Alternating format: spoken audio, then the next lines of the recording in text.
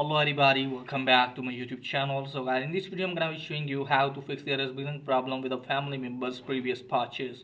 So guys, let's start without wasting any time. Let me tell you that when you try to download any free app or when you try to pay for any of the app and it's not working for you guys, then I'll show you how can you fix it.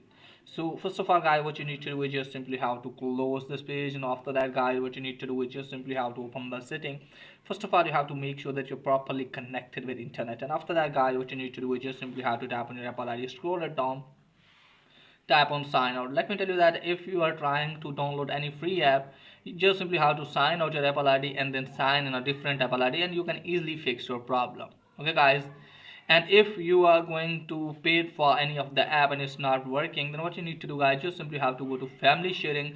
And let me tell you that if your family organizer, just ask your family member that he has to pay for that one. Okay guys, because there is problem with the family members previous purchase, because it's maybe pending for that app. Okay guys, maybe that's why it's not working. And if you're not the organizer, just simply ask your family organizer that he has to update his payment information. Okay guys, because his payment method expiry date is over. Okay guys, so for that what you need to do is just simply have to go back, and if you are family organizer, then you can update your payment method to fix your issue. And if you are not the organizer, just simply ask your family organizer.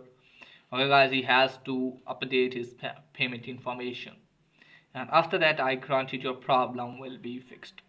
So that's pretty much for today's video. If the video is helpful, please like and subscribe my channel. Thanks for watching.